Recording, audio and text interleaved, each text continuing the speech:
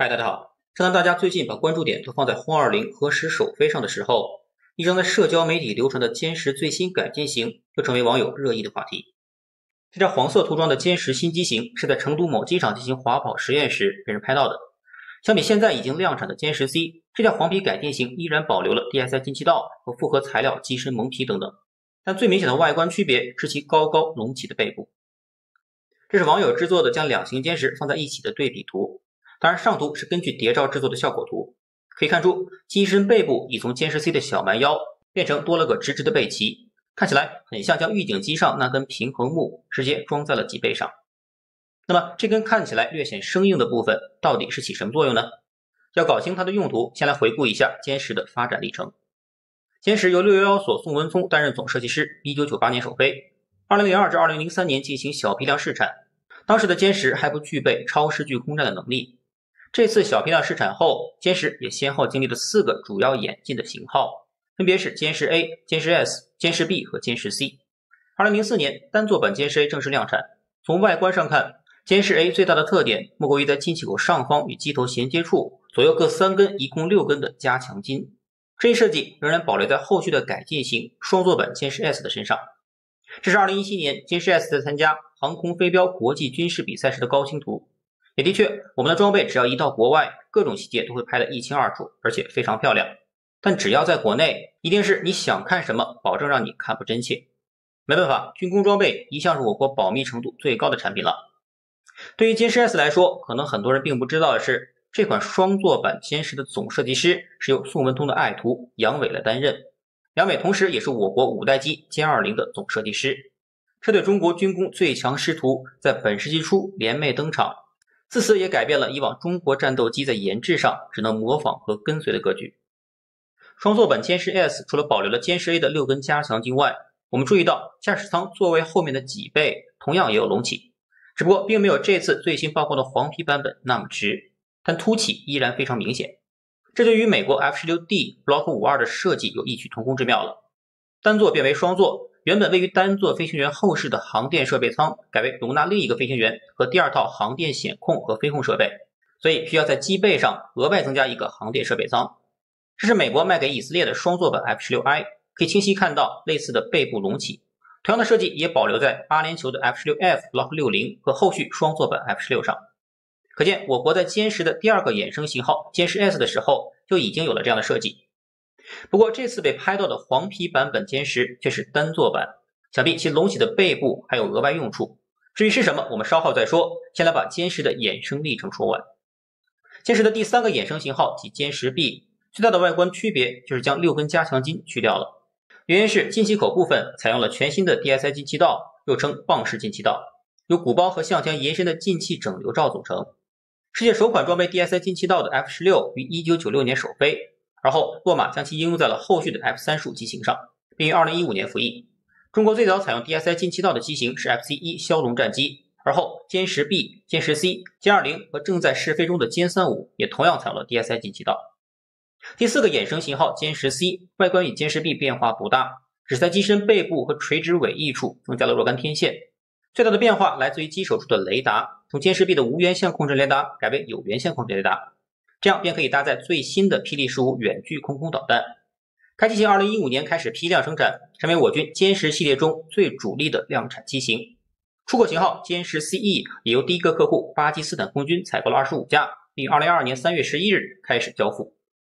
另外，从歼十 B 开始，歼十系列的发动机已从此前的俄制 AL31FN 更换为带有矢量推力的国产涡扇10 B 发动机，并在2018年珠海航展上展示了经典的眼镜蛇、J-10、落叶飘等动作，也是世界上第一次由单发战斗机完成如此之多高难度的动作，惊艳全场。同时也从另一方面印证中国对于矢量推力发动机的研制已经成熟。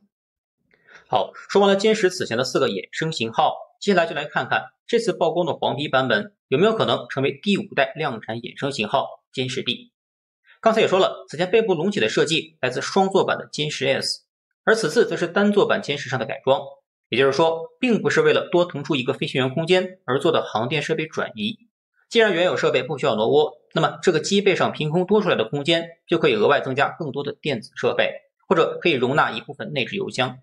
那么如果是第一种，增加更多的航电设备，那这款歼十改就极有可能被打造成专门用来进行电子对抗的最新衍生型歼十 D 了。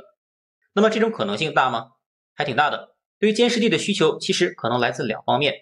首先，歼十系列最新的歼十 C 已经出口给巴铁，而巴铁在列装歼十 C 之前已经装备了 F-16D Block 52战机，也是刚才提到的通过机身背部扩展的背鳍增加更多航电设备，来达到在实际空战中更强的信息感知能力。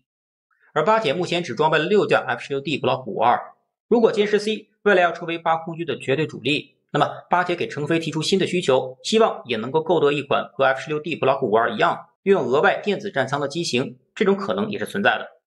另一个来源我军自己，歼十的定位和 F-16一样都是单发中型战机，这种设计就决定了机身内部的空间很小，除了发动机和内置油箱外，能够容纳航电设备的空间本就有限。如果要做电子对抗，就要通过外挂电子吊舱的方式，而歼十相比于 F-16先天的劣势就在于挂架数量上。这是歼十 B 挂在霹雳12和霹雳10的图片，可见中间3个挂架被3个副油箱占据，而两边一共只有4个挂弹点，数量实在有限。如果还要外挂电子吊舱，那不仅要占据宝贝的挂架数量，还会增加风阻打破平衡，严重影响歼十的战斗力。所以在机背隆起处增加额外的空间来容纳这些电子设备，既不会增加风阻，也不会占据机身内部的空间，同时更不会挤占数量本就有限的外挂点，可以说不失为一种几全其美的改装方案。那也许有些人就会问了，我军已经有了更先进的歼十6 D 电子战机，还需要改造出一款歼十 D 吗？或者在歼20已经成规模量产化的今天，还有必要继续折腾歼十系列吗？个人认为还是有必要的。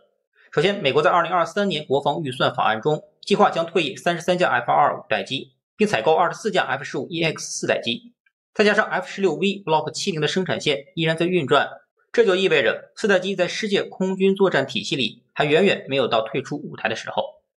其次，在我国5大战区的航空兵各旅中，有的已经装备了歼20，有的装备了歼16，有的则装备了歼10甚至歼7。但对于大部分航空中队来说，是不可能同时列装多型战机的。所以对于只列装歼十系列的航空旅来说，为应对未来多变的空战任务需要，增加拥有更先进航电设备的歼十 D 自然也有其必要。所以无论从经济型还是实用型，对于歼十的深度改造还远远没有结束。这个此4代机非彼4代机，我们搞的不是美国意义上的第4代战斗机，也不是俄罗斯意义上的第5代战斗机，我们是在歼十这个